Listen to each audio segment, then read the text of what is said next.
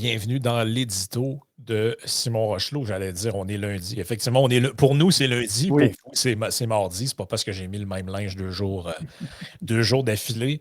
C'est juste pour des contraintes de temps. On a décidé d'enregistrer à l'avance un petit peu.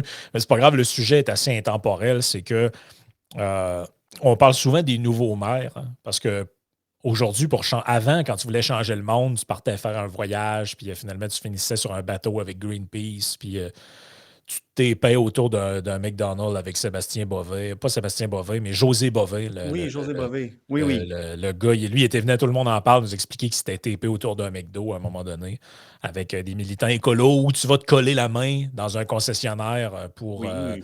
Tu te bétonnes la main dans un concessionnaire, mais tu peux aussi devenir maire. Ça, c'est Mhm. la nouvelle voie de prédilection pour les excités du climat, c'est de devenir maire.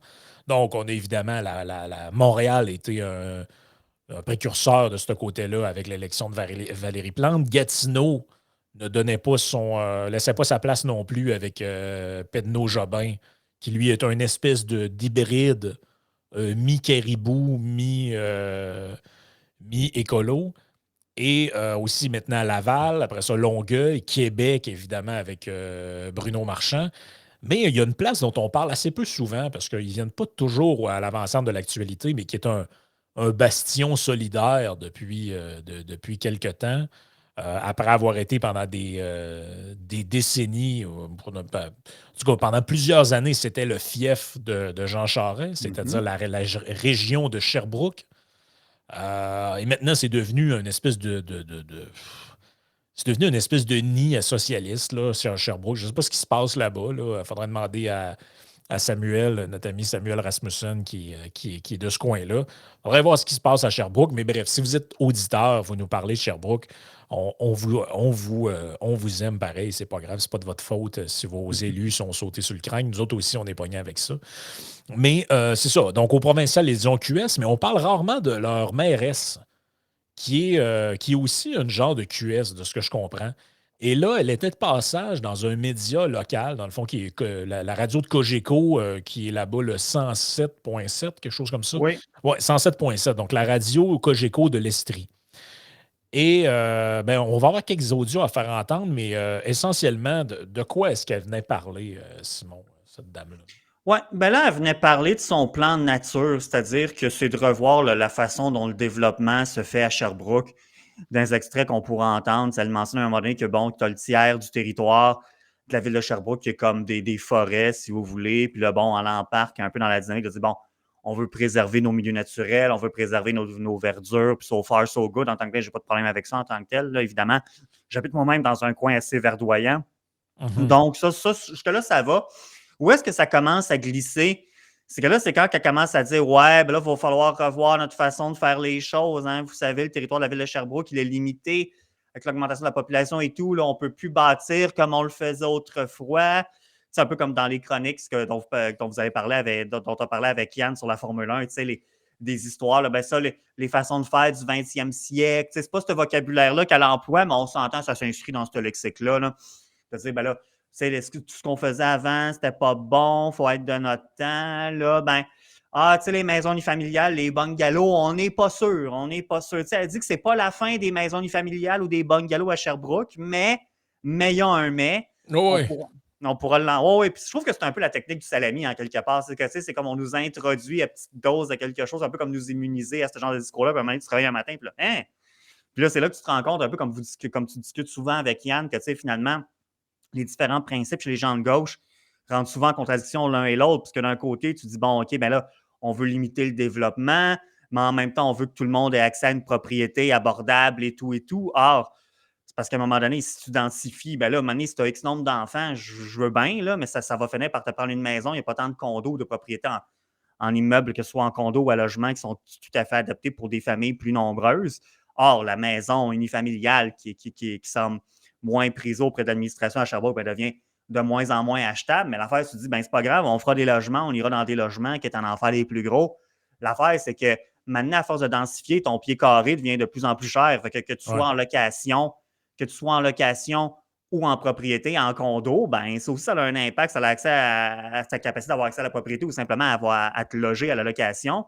Rajoute par-dessus ça, évidemment, ben là, ils augmentent tes taxes, tatati, tatata. Fait que, tu sais, on s'en sort pas.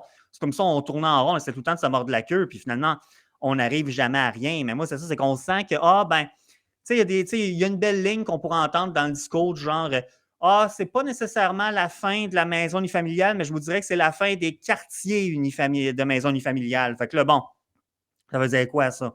On peut imaginer de la mixité. Tu sais, sur papier, c'est pas mauvais. Tu dis, ben, il va y avoir des quartiers, il va y avoir des maisons, il peut y avoir des blocs de logement social ou sinon des blocs à condo ou des blocs d'immeubles locatifs plus standards, tu sais. Mais c'est parce que si c'était rien que de ça, il y a bien des quartiers dans de nombreuses municipalités au Québec que c'est un peu comme ça. Il y a de la diversité d'offres de logement, puis c'est bien correct. Mais c'est parce que pour les voir aller, puis moi, d'avoir été impliqué dans le milieu municipal pendant de nombreuses années, puis on les voit aussi. Là, on l'a entendu justement encore une fois avec le Grand Prix ces derniers jours, toutes sortes d'histoires qui n'ont pas rapport. Là.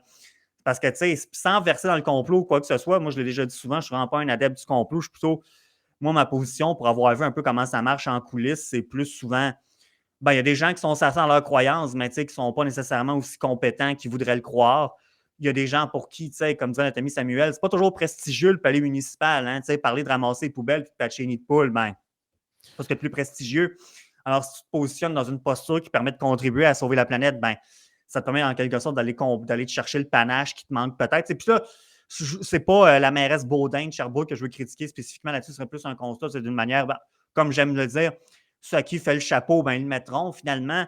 Ouais. Mais c'est un peu ça, c'est que, tu sais, dans ce genre de discours-là, on entend quasiment le petit cuicui, les oiseaux qui chantent, la tête, tout le monde s'aime, il est beau, c'est merveilleux. Tu sais, sur papier, j'ai pas de problème, mais c'est parce qu'en pratique, on est très bien capable d'imaginer, parce qu'on les voit faire, jusqu'où ça peut amener. Je viens de donner quelques exemples délétères, par exemple, sur l'accès à la propriété, tout ça que ça pourrait avoir. Donc, c'est pas quelque chose de rassurant là, d'entendre ça encore une fois. Surtout dans une ville comme Sherbrooke, que tu dis, ben, je veux dire, c'est une grande ville, je sais pas, mais c'est quand même dans un milieu en Estrie, c'est pas là que c'est le plus dense et tout et tout. Je dis pas de faire de la coupe à blanc Ben non, des ben non. forêts, évidemment, on n'est pas là du Mais tu tout, mais sais, là, c'était comme. c'est important le point quand tu dis qu'ils sont constamment en contradiction avec leur discours. Là. Tu sais, je vais prendre deux exemples. Il y en a un que j'ai répété souvent, c'est celui de, par exemple, un parti comme Québec solidaire qui en ce moment est au bout de sa chaîne en dénonçant la pénurie de logement. Il n'y a pas de logement, les gens vont se ramasser à la rue. OK, fine. Mais saviez-vous que c'est aussi le parti qui, de mémoire, avait parrainé une pétition pour qu'on empêche à des constructeurs d'appartements de mettre la main sur ce qu'on appelle à Québec les terres des Sœurs de la Charité. Donc, une congrégation religieuse qui est propriétaire de terrains en plein milieu de la ville. Des grandes lisières de terrain qui sont zonées agricoles. Donc, on voulait dézoner ça pour voir. Puis il y avait la construction de plusieurs maisons unifamiliales, mais il y avait aussi des blocs appartements, des condos. Bon, on essayait de mettre toutes sortes de produits selon la demande. Ouais, ben Donc, oui. d'augmenter l'offre d'hébergement. Et qui était contre ça pour préserver le patrimoine, l'incroyable patrimoine des Sœurs de la Charité? Québec solidaire. Il y a Ben, eu c'est une ça. autre histoire aussi à un moment donné avec une vieille église qui est en train de s'effondrer. Ils voulaient qu'on restaure l'église au nom du patrimoine pour être bien certain qu'il n'y ait pas un salaud qui veut le construire des blocs là-dessus. L'autre exemple, c'est ils passent leur journée à nous parler de densification. Ah, mais saviez-vous que les problèmes sur lesquels vous êtes au bout de votre chaîne, comme en fin de semaine, là, la qualité de l'air, Mhm. la prostitution, excusez, là, mais si vous vivez à Saint-Félicien là, ou à Roberval, là, d'après moi, vous avez plus de chances de voir un chevreuil sur le bord du chemin qu'une pute. Là. Les urs. Ça, c'est la réalité. Là. La prostitution en milieu rural, là, ça existe, là, mais ça fait pas le bord du chemin, puis c'est pas, il n'y en a pas sur plein de listes, être sur des sites Internet, puis tout ça. Ça, c'est des conséquences de milieux densifiés. Plus vous allez densifier les centres-villes, plus il va y avoir de dope, plus il va y avoir de putes, plus il va y avoir de sans-abri, etc. Ah oui. Donc, vous prétendez vouloir lutter contre des trucs que d'une main, vous luttez d'une main contre quelque chose que de l'autre main, vous voulez favoriser. Oui. C'est ça la réalité. Et donc là, moi, ça ne me surprend pas du tout qu'ils soient encore en contradiction sur plein d'affaires là-dessus, mais on va aller écouter ce que la Oui. bonne mairesse a à dire parce que je pense que ça va intéresser les auditeurs. Je l'ai ici. Donc, elle nous parle de son plan nature. On va le transformer. C'est vrai que la manière dont on développait avant, c'est-à-dire de prendre des milieux naturels puis les transformer en quartier résidentiel, ce n'est plus quelque chose qu'on peut se permettre à cause notamment des autres crises là, qui ont été évoquées, mais les deux peuvent très bien aller ensemble. OK, là. C'est parce que tout a été construit sous des milieux naturels. C'est quoi des milieux pas naturels? Une fois que tu t'as été développé, je le conçois, mais au départ, quand Sherbrooke est apparu, tu sais, je sais pas si les auditeurs peuvent comprendre le point que j'essaie de faire, mais c'est de dire que ça veut rien dire, ça. Tu sais, on comprend, ne va pas jeter des déchets toxiques dans la rivière, puis des coupes pas à blanc, puis des choses comme ça, mais en même temps, je veux dire, le monde, il faut qu'il vive quelque part. OK, fait que maintenant, tout ce qui est destruction de. Parce que l'humain habite le territoire. Mais c'est ça. Donc, par définition, quand vous construisez une maison, vous la construisez sur un carré de terre qui est quelque part. Au minimum, tu sais, je veux dire, il y a aucune. On dirait qu'ils viennent de découvrir que les humains existent, là. C'est tout ça leur problème en dernière instance, parce que, tu sais, je veux dire, les humains utilisent des ressources, utilisent l'énergie pour vivre, pour survivre, pour se développer. Ça, c'est pas mal le B à bas là, de l'espèce humaine, comme de toutes les autres espèces qui a sa boule en passant. Euh, ça veut dire que là, dans le fond, on peut. Dans le fond, autrement dit, c'est comme pour eux autres. On dirait que pour eux autres, on est arrivé à la fin de l'histoire. Là, on est comme arrivé au bout de notre histoire, là. Tu sais, tous les humains qui ont vécu avant nous autres, ils cherchaient à améliorer, puis à devenir, tu sais, à devenir plus prospères, à développer des nouvelles affaires. Là, le gouvernement, à un moment donné, disait, bon, on va développer des nouvelles régions. C'est comme ça qu'a été développé le Saguenay-Lac-Saint-Jean, l'Abitibi, etc. Ça, c'est plus bon. Là, on va vivre avec ce qu'on a, point barre. Il n'y a plus de maison qui se bâtit, mais Ben, au moi, j'ai pas de problème à ce que des gens défendent cette opinion-là. Par contre, ça va venir avec le corollaire qu'il ne peut plus rentrer personne ici, là. Ben là, c'est ça. Tu sais, c'est ça. C'est parce que ce qu'on nous propose, c'est au mieux la stagnation, puis au pire la décroissance. À un moment donné, si tu restes stallé, tu peux juste décliner en quelque part. Puis là, c'est ça, c'est que la semaine dernière, on se rappelle, il y a quelques jours, le Canada a atteint 40 millions de personnes, là. Pour la première fois, on a franchi le cap des 40 millions de personnes au Canada. On a eu des migrations records depuis un an ou deux. Bon, moi personnellement, je ne fais pas partie de ceux qui voient un problème.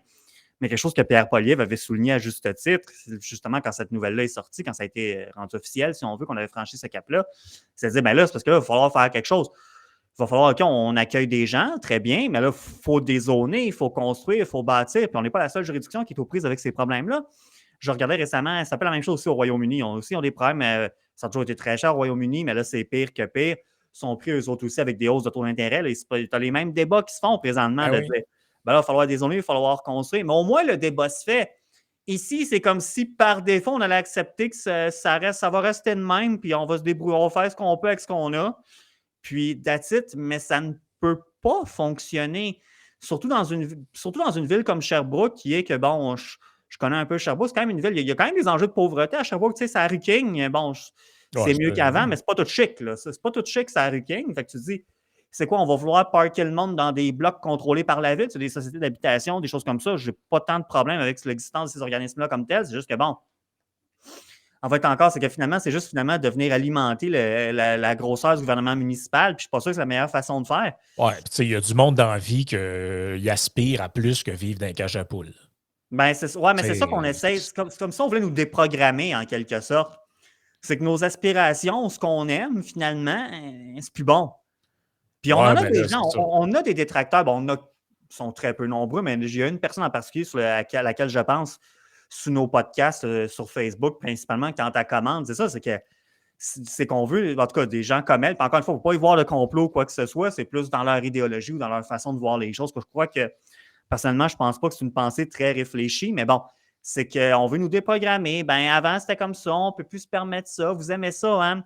Non, ben, c'est pas bien, ça. Il y a beaucoup de virtue signaling là-dedans, quelque part.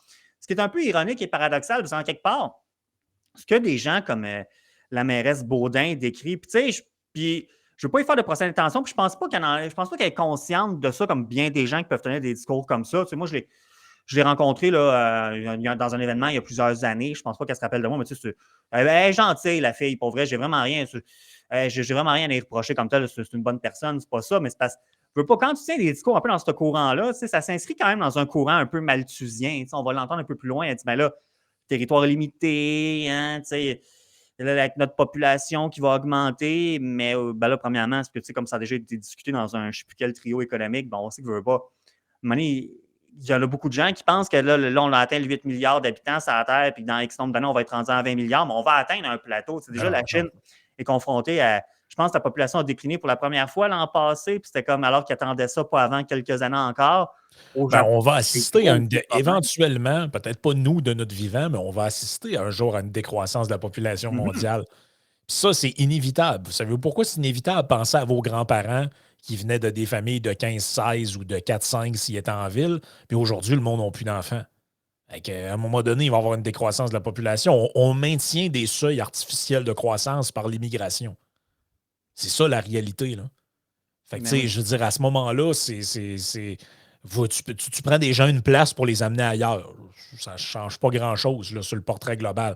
Donc, les endroits qui n'ont pas encore atteint notre stade de développement, comme l'Inde, la Chine, tout ça, bon, ben, il y a encore. Ben, la Chine, c'est moins vrai à cause de la politique de l'enfant unique. Là. Mais par exemple, en Inde ou dans certains pays africains, il y a encore des taux de natalité très élevés. Mais ça va s'arrêter, ça aussi. Là. Ben là, en Chine, il a fallu qu'ils enlèvent la politique de l'enfant unique il y a déjà plusieurs années, puisque là, ils sont vraiment en train de frapper un mur. Au Japon, ils essayent de faire toutes sortes de politiques publiques pour encourager la natalité, parce qu'ils voient bien que le premier ministre japonais qui a dit, je pense, autour du jour de l'an, que c'était un enjeu qui menaçait la civilisation japonaise. C'était des gros mots qu'il avait employés, comme quoi des enjeux justement de natalité puis de renouvellement de la population. Puis en quelque part, justement, il y a beaucoup de gens qui émigrent ici parce qu'ils sont attirés par nos façons de faire, notre mode de vie. Puis là, c'est comme ça, on voudrait non seulement nous, mais eux également se priver de ça. Puis d'une façon, encore une fois, comme on a dit, beaucoup plus terre à terre. C'est le monde qui vient ici, il faut bien les loger en quelque part. Puis je veux dire, nos enfants qu'on va avoir aussi et tout. Ça serait le fun que ceux qui vont nous suivre vivent dans des conditions au moins aussi intéressantes que les nôtres. T'sais. Puis il y a moyen de. Il y a moyen de faire des maisons de plus en plus éco-énergétiques, de plus en plus éco-responsables. Mais encore une fois, il y a beaucoup de gens qui rejettent l'idée qu'on peut améliorer notre sort et celui de la planète de par les technologies et le développement. Est-ce qu'on s'adresse. On n'est vraiment pas dans le même schème de pensée, dans le fond, mais c'est parce que ce qu'on nous propose ici, c'est pas viable à terme, ou en tout cas, c'est pas quelque chose dans lequel je crois que beaucoup de gens veulent vivre, honnêtement, même s'ils n'en sont pas tout à fait conscients. C'est clair. Écoute, on va écouter les 2 derniers extraits, puis après ça, on va commenter avant d'aller sur Patreon. Je les ai ici. Allons-y. Fin de l'unifamilial, c'est la fin des nouveaux quartiers de maisons unifamiliales. Donc, effectivement, un jour, puis il y a d'autres villes dans le monde qui ont déjà passé ça. Là. Soit que c'est maintenant qu'on se pose cette question-là, pendant qu'il nous reste encore des milieux naturels, ou soit qu'on attend de plus avoir le choix puis qu'il n'y en ait plus de milieux naturels. C'est purement ça le débat. Est-ce qu'on agit maintenant? Mais c'est une illusion de croire que l'espace est infini à Sherbrooke. Il y a une limite, là. Je veux dire, on a 366 km². Là-dessus, il y a le tiers qui est en forêt, si on peut dire. Il y a le tiers qui est en terre agricole, puis il y a le tiers qui est urbanisé. On ne peut pas juste continuer à développer comme on l'a toujours fait, puis penser qu'un jour, qu'on frappera jamais un mur. Fait que là, nous, ce qu'on dit, c'est attendons pas de frapper un mur, puis par ailleurs... OK. OK, fait que Sherbrooke, là, c'est tellement gros, ils ne peuvent plus se développer à Sherbrooke. Là. Ouais, ben ça revient à ça, effectivement. C'est quoi cette affaire-là? Hey, Sherbrooke. Non, mais c'est n'importe quoi, là, sachant ce qu'on sait. Sherbrooke. Cher Sherbrooke. On va aller voir un peu les informations qu'on a sur cette magnifique ville. On va même te mettre ça en français. Tu es au Québec, ici? Oui, c'est important. C'est bien important. Donc, Sherbrooke. 172 950 habitants. Hey, ils sont sérieux, eux autres, là? Elle est sérieuse, celle-là. Non, on peut plus se développer à Sherbrooke. Il ne peut plus avoir de nouvelles maisons. Il ne peut plus avoir... non. Là, c'est un tiers. Sinon, il n'y aura plus de milieu vert. Puis, Ben, ils disent techniquement... Elle dit, il peut y avoir des maisons, mais ça va être parsemé, clairsemé, éparpillé un peu partout. Mais tu sais, des milieux verts, tu as moyen de préserver, même de créer des milieux verts dans des quartiers résidentiels. Il y en a qui font bien des jokes là-dessus, mais tu peux garder de la verdure, par exemple, genre sur des immeubles à logement, des toits verts. Bon, tu sais, eux autres, justement, qui nous invitent à penser en dehors de la boîte puis qui sont bien pour ce genre de choses-là, je veux dire. Mais ça, sais, je veux dire, tu peux développer. C'est parce que c'est pas un ou l'autre, finalement. Tu sais, c'est pas soit tu as une maison ou on tue la planète. Je veux dire, ça n'a pas rapport, là. C'est primaire. C'est un peu absurde, en quelque part, comme vision, là. Mais non, mais je veux dire, ça n'a pas de bon sens, là. Hey, écoute, me suis amusé pour le fun. La densité démographique de Sherbrooke, il y a 472 habitants par kilomètre carré Mhm. à Sherbrooke. Si vous allez dans des villes, j'en ai pris une au hasard, j'ai pris Londres. À Londres, qui est une ville de 8,9, faisons 10 millions d'habitants. Tu Mhm. sais. On parle de Londres, Londres, là. Je ne parle pas des agglomérations. Ouais, ouais. On parle de 5700 habitants par kilomètre carré. On ne peut plus construire. Sherbrooke, c'est plein, ça, là, ce place-là. Ça ne marche plus, là. Mais Non, hey, c'est une fucking joke. Allez expliquer ça à des. Hey, il y a du monde qui vit dans des villes, il y a 10 millions d'habitants, 15 millions, 20 millions d'habitants. Puis la ville de Sherbrooke à 172 000 personnes là, sont en train de réfléchir à on ne peut plus avoir de monde quasiment parce que là, écoute, sinon, ça impliquerait de détruire des milieux verts. C'est monac. Mais c'est ça. 172 000 personnes, c'est un village. Ben oui, parce que c'est surtout que, tu sais, elle dit il y a d'autres villes qui sont confrontées à ces situations-là, mais des villes qui n'ont rien à voir avec nous. Tu sais, c'est comme on dit, je sais pas moi, il y a un tramway, mettons, à Amsterdam, ça prend un tramway à Québec. Ben oui, mais c'est parce que c'est des réalités complètement différentes, des densités, ça a été construit, il y a une histoire différente de par le développement plus long. Des villes qui ont été construites bien avant nos villes à nous, que bon, il faut qu'ils composent avec les rues, l'architecture, les bâtiments qu'ils ont déjà. Je veux dire, c'est trop facile de dire, ben, regardez ce qui se fait ailleurs, il faut faire pareil. Oui, mais t'es à Sherbrooke, tu n'es pas à Barcelone ou je ne sais pas trop où. Là, c'est encore une fois, ça prend de la perspective un peu ici. Là. Ben non. Hey, si on a des auditeurs français qui nous écoutent en ce moment, parce que je sais qu'il y en a quelques-uns, et prenez la ville de Lyon. Lyon, c'est pas une ville, c'est pas une mégapole, là, Lyon. Là. La ville-centre de Lyon, c'est 522 000 habitants avec une densité de 10 000, presque 11 000 habitants au kilomètre carré. Ouais. C'est plus de 5 fois, en fait, c'est 5 fois plus gros que Sherbrooke et presque 20 fois la densification. Je pourrais être allé à Sherbrooke et à Lyon. C'est pas la même affaire, là. Là, on peut prendre n'importe quelle autre ville d'Europe. Non, mais les Européens rêveraient d'avoir nos milieux pour se développer. Là. C'est-à-dire qu'eux sont pognés dans des endroits où il y a déjà 10-12 000 personnes au kilomètre carré. Puis c'est vrai que à Lyon, il ne doit pas avoir bien de construction d'unifamiliales là-bas. Là, je veux dire, il n'y en a plus en l'espace. Périphérie, puis bon. C'est ça. Bon, peut-être en périphérie, tout ça. Puis Cham, puis on vit pas mal avec ce qui est là, mais on parle de des places millénaires. Il y a des gens qui vivent là depuis des millénaires. Oui, il y avait une ville à l'époque des Romains, là, avant Lyon. Là, oui, exact, c'est ça. Nous autres, Sherbrooke, ça date de quand, ça, Sherbrooke? Ça a été fondé. Peut-être au 19e siècle, chose comme ça. Sherbrooke, on va dire ça. Sherbrooke, fondé en 1802 par Gilbert Hayat. Bon. Écoute, c'est une ville qui a 200 ans. Pas pareil, là. Puis, tu sais, je regarde ce qu'il y a autour de Sherbrooke, là. Quaticook, Magog, Cookshire, Eaton. D'après moi, il y a de la place pour s'étendre.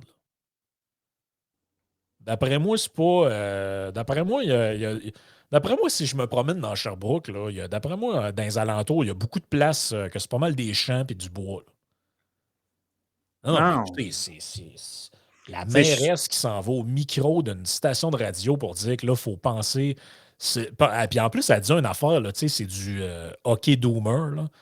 C'est du. Là, il faut le faire durant. Elle dit pas dans le temps qu'on a encore le temps, mais un truc de même. C'est presque genre avant que tout disparaisse, faut là, t'es là, mais avant que quoi? Avant que quoi exactement?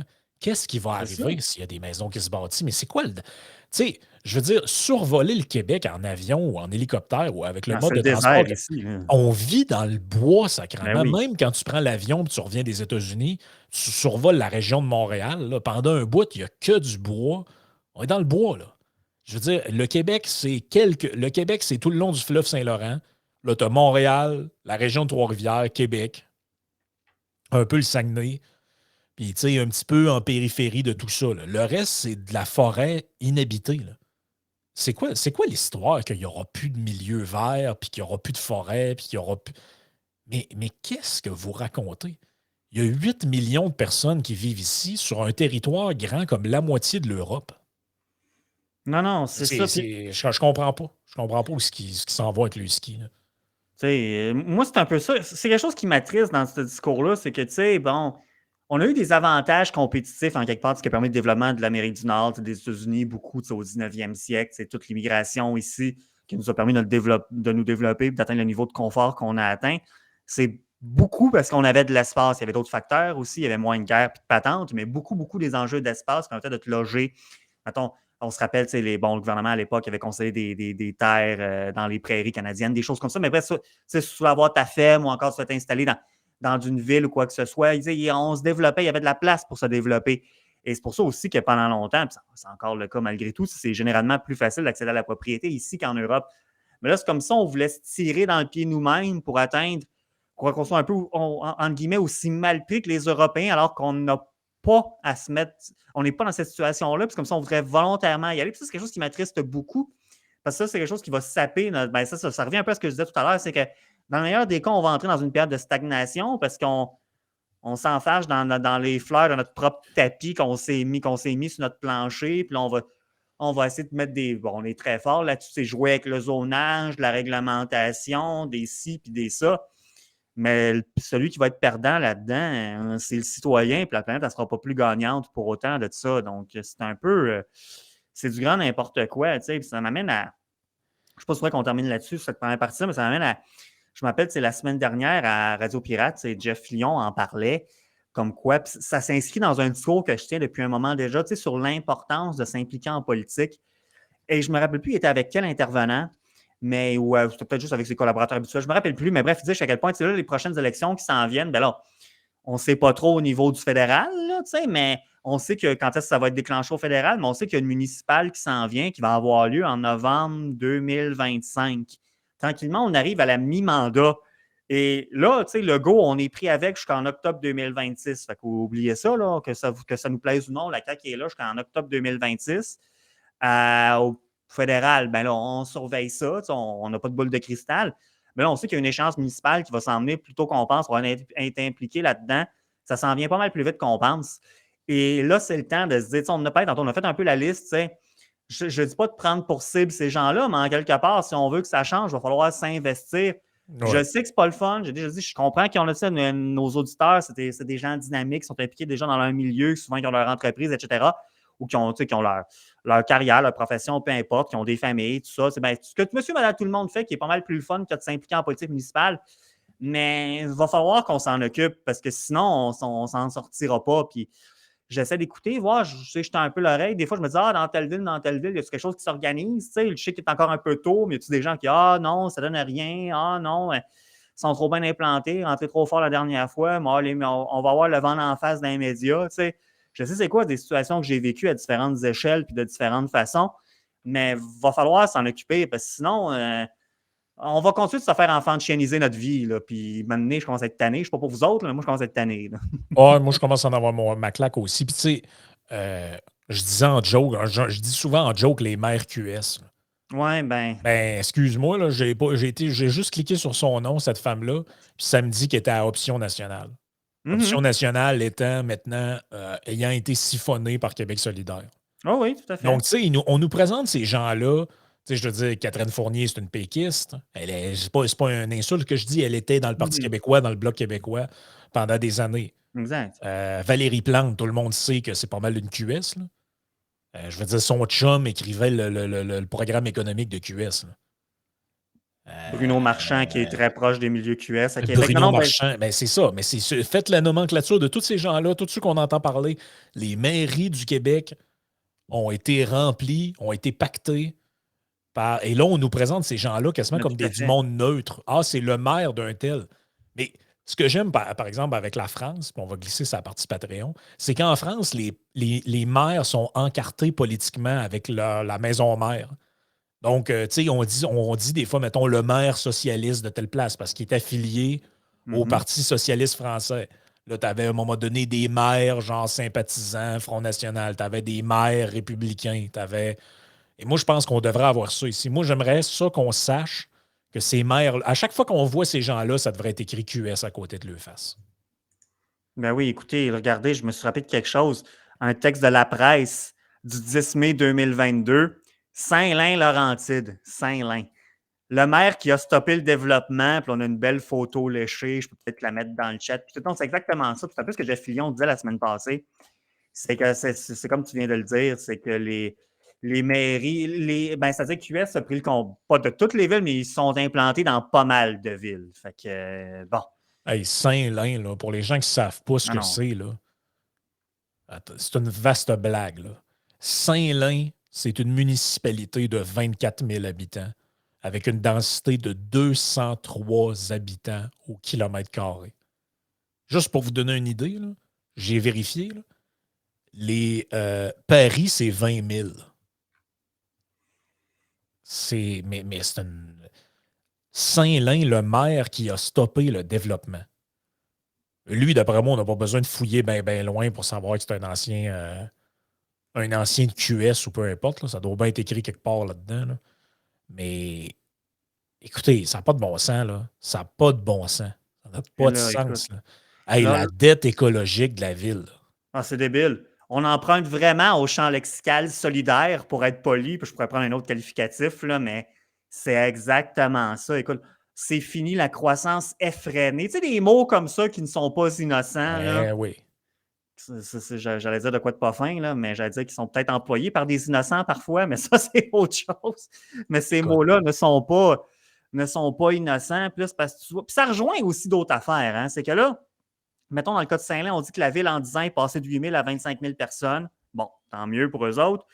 Là, on dit, mais là, tu vois, maintenant, les gens disent, ben là, on étouffe, on est rendu trop nombreux, parce qu'évidemment, les routes à l'époque, c'est ça. C'est que la vision de développement, moi, c'est un exemple que je donne souvent. Quand tu prends un quartier dans une ville, là, finalement, tu as un quartier des maisons vieillissantes un peu, puis qu'on jette les petites maisons à terre pour en faire les triplex, ben, il faut que tu penses si tes infrastructures, tes routes sont adaptées pour ce trafic-là supplémentaire, tes aqueducs, tes égouts, tout ça, ça fait 3 fois plus de monde minimalement qui ben flush, oui. qui prennent leur douche, etc. Là, c'est un peu ça qui arrive, c'est que là, on rentre dans le phénomène un peu du pas dans ma cour aussi. Hein? C'est que tout est relié en quelque part, comme Oui. comme certains diraient. C'est que tu arrives au point où tu dis, ben moi, je me suis installé dans telle place parce que c'était paisible, c'était tranquille, il n'y avait pas trop de chars. Mais là, moi, j'arrive, j'en ai d'autres de ma gang qui arrivent, j'en ai d'autres qui arrivent. Là, finalement, c'est moins tranquille. Là, je veux que ça reste comme j'étais quand moi, je suis arrivé, mais c'est parce que c'est comme. C'est le principe du dernier entrée, finalement. Tu dis, ben moi, j'avais eu droit à ça, mais pas toi. Ben là, c'est parce que justement, pour des gens qui se prétendent être solidaires, en tout cas, du moins politiquement, souvent, c'est pas l'approche la plus solidaire, je trouve, de vivre, de voir l'organisation d'une société Non, en c'est quelque ça. part. C'est assez tranquille de ce côté-là. Écoute, Ouais. on va glisser à la Oui. partie Patreon. Les gens qui veulent, vous pouvez bénéficier d'un essai gratuit là, pendant 7 jours, puis après ça, vous joindre à nous si le contenu vous plaît, ce dont on espère. Donc, on va consacrer une petite partie bonus à ce podcast-là. Qu'est-ce que tu me dis que tu voulais qu'on... Ah oui, Les crises. Oui. Est-ce que Legault est un politicien qui ne carbure qu'aux crises politiques? Ce sera le sujet de ce Patreon, chers amis. Donc, joignez-vous à nous, patreon.com/isénéchal.